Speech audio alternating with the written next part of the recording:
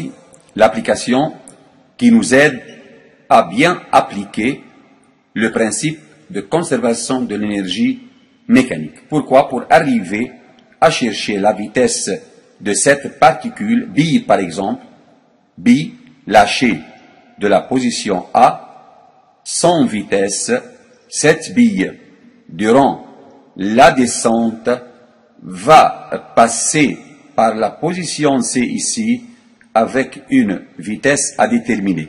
À quoi est égale la vitesse en C? On va appliquer le principe de la conservation d'énergie mécanique au cours de cette évolution du système. Quel est le système qui évolue maintenant de la position A, c'est-à-dire de l'état 1, à la position C, c'est-à-dire à l'état 2? Quel est le système d'étude? Le système d'étude, c'est le système particule-terre. Particule-terre. Donc, au cours de cette descente, on a EMA égale EMC de ce système. Pourquoi? Parce que on examine le cas où les frottements sont négligeables à l'intérieur du système. Les frottements sont négligeables. Donc, on peut appliquer EM du système en A, c'est-à-dire à l'état 1, est égal EM du système à quel état? À l'état 2. Il faut préciser l'état 1 et l'état 2. État 1, position A. Position A. État 2, position C. N'est-ce pas? Donc il faut préciser tout d'abord, définir les états 1 et 2. Bien. Il faut préciser de plus le système d'étude. Système d'étude. Le système d'étude est maintenant la particule, c'est-à-dire la bille, la bille et la terre. C'est un système isolé, c'est-à-dire n'échange pas de l'énergie avec l'extérieur au cours de la descente. Bien. Quelle est l'énergie mécanique de ce système à l'état 1? À l'état 1. Avant tout, il faut savoir ou bien rappeler que l'énergie mécanique est toujours constituée généralement de trois formes d'énergie. EC, EPP et EPE. Maintenant, dans notre étude, l'énergie potentielle élastique n'apparaît pas parce qu'on n'a pas d'élasticité au cours de l'évolution du système de l'état 1 à l'état 2. Seulement les deux formes d'énergie qui s'échangent entre elles sont l'énergie cinétique et l'énergie potentielle de pesanteur.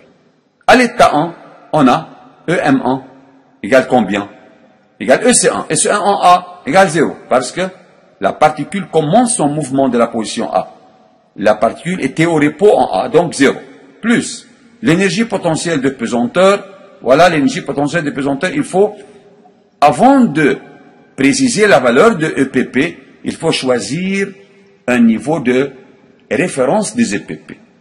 Par exemple, supposons que ce niveau horizontal ici, le niveau de BC, est pris comme niveau de référence de quoi? Des EPP. Donc EPP égale à 0 sur ce niveau. C'est-à-dire lorsque la particule occupe ce niveau, l'énergie potentielle du système particule-terre est nulle. Mais maintenant, à l'état 1, la particule occupant cette position A. Donc EPP est positif, car Z est positif. Z égale combien? Z toujours est compté de ce niveau. Donc 0,7 mètres, c'est-à-dire 70 cm. Dans le système international, on utilise le mètre. Donc plus M, G, Z1 avec la masse M est égale à 300 grammes, c'est-à-dire 0,3 kg. G est égal à peu près 10 newtons par kilogramme. Et Z1, maintenant, égale à plus 0,1 combien? 0,7. Car 70 cm, c'est-à-dire 0,70 mètres. CEM, à quel état? À l'état 1. À l'état 2, on a quoi? En état 2 où? On sait.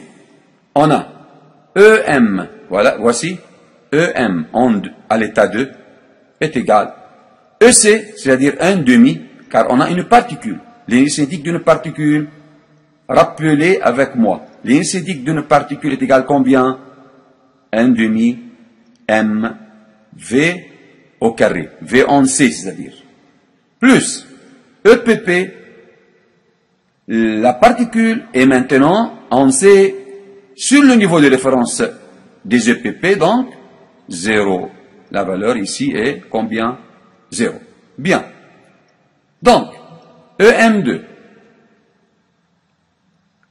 égale EM1. Pourquoi? Parce que les frottements sont négligeables. Les frottements sont à peu près nuls. Bien. EM2, c'est-à-dire 1 demi, fois 0,3, fois VC carré, égale EM1. EM1 ici égale à combien? Il faut mettre chaque terme par sa valeur ici. Donc, non. En mettant ici chaque terme par sa valeur, M, G et Z1, comme suit, on arrive à la valeur 2,1 joules. Donc maintenant, en écrivant ici 2,1 joules, la valeur de VC est maintenant égale à 3,74 mètres par seconde. Nous disons donc que la particule, au cours de sa descente de A vers C, arrive en C avec la vitesse 3,74 mètres par seconde.